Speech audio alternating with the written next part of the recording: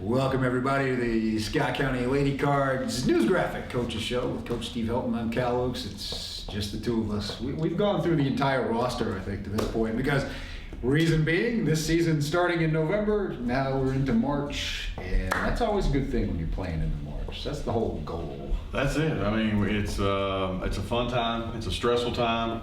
It's an exciting time. I mean, you can go through all the gamut of emotions going through your mind. A little fatigued right now, trying to keep up with our schedules and our opponents, and as well keep the kids fresh. And in that respect, the draw for the 11th region tournament was pretty friendly for you because you got to play on Monday, got Madison Southern out of the way with a pretty convincing victory. And now I know you're a big practice guy, and you've got 3 days to practice. That's got to make you happy. Yeah, that was it. I mean, that was I don't want to say the one way or the bad way or the good way. We had to play Monday. We had such a short turnaround, short preparation. We had played Madison Southern.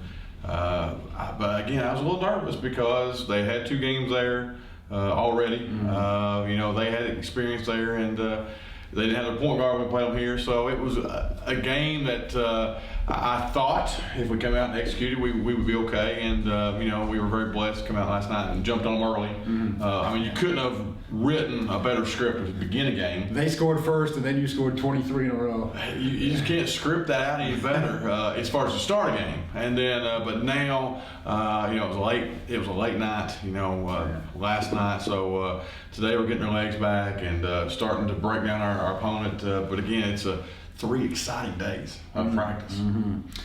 And it was an interesting game. You got out, as we said, the 23-2 lead. And it was similar to the game that was played before you between Lafayette and Woodford County, where Madison Southern wouldn't go away. They actually got it back to within 10, and you were in some foul trouble, and things didn't look terrific at that point. But then you came out again out of the half and scored a bunch right in a row to kind of get on your way. Depth, I thought, really showed its face last night because we were in big foul trouble. I thought the first 5 minutes of the game, tempo was there. The press was really causing some havoc. And we even had to change press in the middle of because of the way the game was being officiated. We had to. We were used to kind of really getting in the trap and really getting physical with it. And last night we had to have space in our traps. We had to actually not touch our opponent, and where we kind of like to body you up in our traps. Right. But last night we adjusted. Second half we did a better job adjusting than we did second quarter. Second quarter was slow, methodical, a lot of free throws from Madison Southern, and they made most of them. Yeah. Coming in, they were a 65% free throw shooting team, and it felt like they were 100%, at least first half. I think they were 11 for 11 at one point, and just a couple at the end of the half. But does that concern you going forward? Just the way these tournament games get officiated is sometimes different from what you used to in the regular season, and maybe you have to fiddle with the lineup a little bit. I think we said there were 6 or 7 players with 2 fouls at the half last night. That's kind of unheard of. I think every game is a game within itself. Mm-hmm. From an official standpoint, the only thing a coach can say is consistency. Just be consistent. If we're going to call it tight, let's call it tight from the first quarter to fourth quarter. When we get in trouble as coaches and players both, it's when we let you really get hands on, and then we don't let you get hands on anymore. So, and it's a tough role for an official. That's where the kids, the coaches, I think we have to adjust. Again, we've played more zone this year than ever, and part of that is that new rule they put in, freedom of movement. They want the game to move faster. They don't want to call it. And what's happened is our aggressive man-to-man that we've always played. It's hands-on. It's a hands-on approach. We've not been able to do that as much. So we have had to make some adjustments, and that's where you have to go to a little more zone. We're zone pressing now 98% of the time instead of our full-court man-to-man run and jump. Just because we've got to, kind of see how the game is going to be officiated. And, the old days of Scott County Mercy where it was just, put the pads on and let's go and see who can survive it. Those days are over. Yeah. I've got to ask you about Morgan before. Her game last night, particularly in the first quarter, she was taking 3-pointers that you and I talked about. there's the high school line and the college line on that floor at McBrayer Arena. She was 3 or 4 or 5 or more feet behind that for those 3 threes that she hit in the first half. And then the no-look pass to Peyton Riddle on one of the breaks there just kind of keyed that entire run. She's got to be as fun to watch as any player in the state. And it's got to be more fun when you know that player's on your side. You know, she's a kid that's improved throughout the year. I think she's matured more than anything. She's always been a very gifted young lady as far as playing the game. I think, and I've told her to her face, I'll tell you, she has that it factor. She plays with an edge. She plays with a flair, and I don't mind that. I really don't. You know, as long as we can control it. You know, when she's in the flow of the game and they're open, they got the green light. You know, that's any of our kids. If in the flow of the game, now there's a difference in being in the flow of the game and creating your own flow. And when you create your own flow, you better hope it goes in, because if not, we're going to chat. But when you're in the flow, and she was in the flow last night, and you know, and she was just having fun. Big smile on her face, and a good point guard who can score, who can pass, who can make everybody else better around her. I mean, that's something special. It has that assassin's mentality a little bit. And she loves it, man. She loves to play the game. She's a kid that's in the neighborhood bouncing the ball. You know, during the off season when she goes home, she's that kid who just wants to play. When you take her out, she don't want to be taken out, but she wants to play.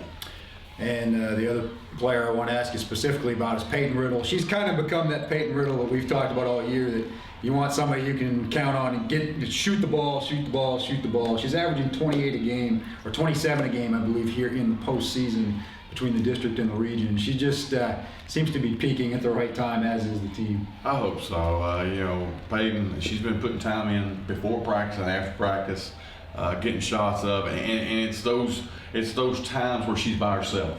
You can just tell she's focusing in. Her approach to the games right now are a little more serious. Not that she wasn't serious before, but you can just tell she got that look. Different look on her face in the games too. She really does, and I've told her, and we try to break the whole. You know, be aggressive, shoot the ball. I want Peyton Riddle to shoot the ball. You know, this is a situation where you have a coach that's, you know, in the beginning of the year was really pushing her to shoot. And you know, she's to the point where now I just feel when she shoots the ball, it's going to go in. And when it doesn't go in, I'm more shocked than I was before. So I'm really pleased the way she's playing. But again, she's making Morgan better. She's making Malia better. She's making Lauren better. Katie better. She's making other players better around her, and that's what great players do. Playing Lafayette on Friday night, and it's a team that doesn't play here in the regular season for whatever reason.